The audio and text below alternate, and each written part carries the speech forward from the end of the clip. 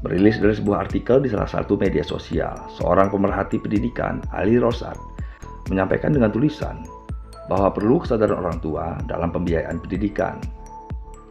Karena pendidikan anak tidak bisa sepenuhnya ditanggung pemerintah. Memang benar, pemerintah sudah memberikan berbagai bantuan seperti bantuan operasional sekolah atau dana BOS, beasiswa, dan program lain yang tujuannya meringankan beban biaya pendidikan. Namun yang perlu dipahami adalah bahwa masih ada biaya personal yang menjadi tanggung jawab orang tua. Misalnya, pembelian seragam, alat tulis, hingga iuran kegiatan bersamaan kelas atau sumbangan pembangunan fasilitas sekolah.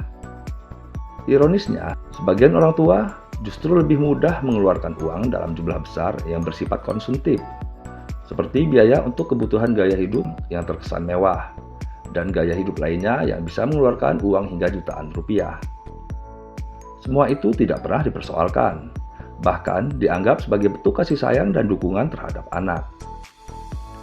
Tetapi ketika ada kebutuhan sekolah yang jumlahnya relatif kecil, misalnya uang iuran kelas sebesar Rp5.000 hingga Rp10.000, atau infak pembangunan masjid dan iuran kegiatan sosial sebesar Rp20.000, justru seringkali dipersoalkan. Hal ini menunjukkan adanya pergeseran prioritas dan persepsi nilai. Pendidikan semestinya ditempatkan sebagai investasi jangka panjang yang lebih penting daripada sekedar hiburan sesaat.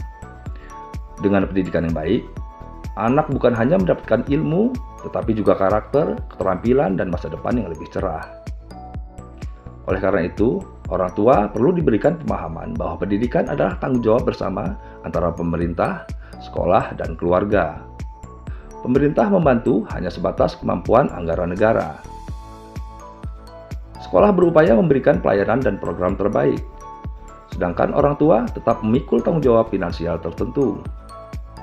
Jika orang tua bisa mendukung dengan membeli barang-barang konsumtif, seharusnya mereka juga bisa ikhlas dan bijak ketika ada kebutuhan pendidikan yang nyata untuk kebutuhan anak-anak mereka sendiri.